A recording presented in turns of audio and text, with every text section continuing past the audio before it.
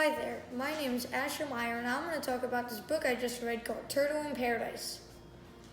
This book takes place in the Florida Keys at the time of the Great Depression. The main character's name is Turtle, and her mom had to travel around the world, so Turtle went to go visit her aunt and her crazy cousins.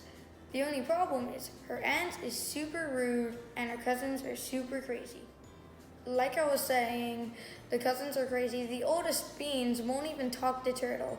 Turtle has been trying to get into this gang called the Diaper Gang, but Beans keeps on saying she's not allowed in, no girls allowed, and it is difficult for her. Let me tell you a little bit more about the Diaper Gang. Beans is the leader. They change babies' diapers for not money, but for candy. Because Beans is the leader, he cuts in front of the lines in almost anything. He is like the boss. The Diaper Gang has a secret formula that is able to change almost any baby's rashes. They are getting so much candy off of that. One day, Turtle's aunt goes to tell Turtle that she has to go to her grandmother's house to go see her grandmother and make her breakfast. Turtle didn't even know her grandmother was alive, so she was super excited. But when she went to go to the fridge, there was nothing in there. So she made the best of it. All she used was milk and toast and made some yummy milk and toast.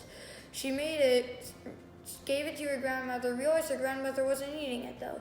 She realized she forgot a spoon. She went to go get her grandmother's spoon, and when she came back, the food was all over the ground. Turtle realized that her grandmother was just as rotten as all the other people. Turns out the aunt isn't actually that rotten. All she did was take Turtle's dolls, which her mother stole from her, and gave to Turtle.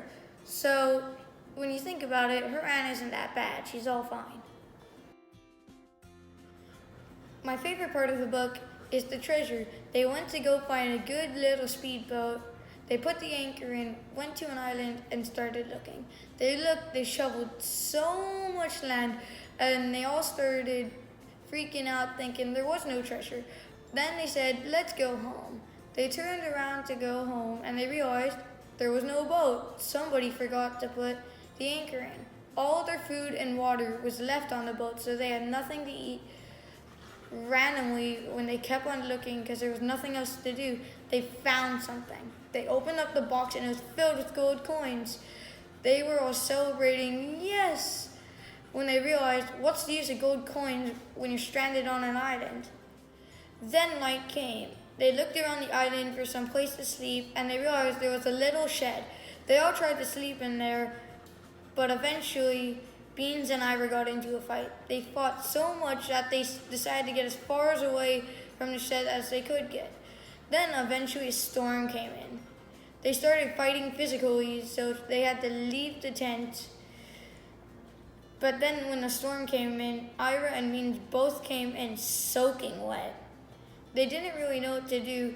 And then when everything got bad is when the roof fell off and a giant wave came and it splattered Beans and Ira and Turtle in.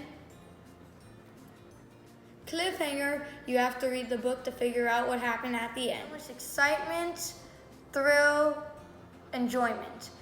I also like that it takes place back in time in the Great Depression in the Florida Keys.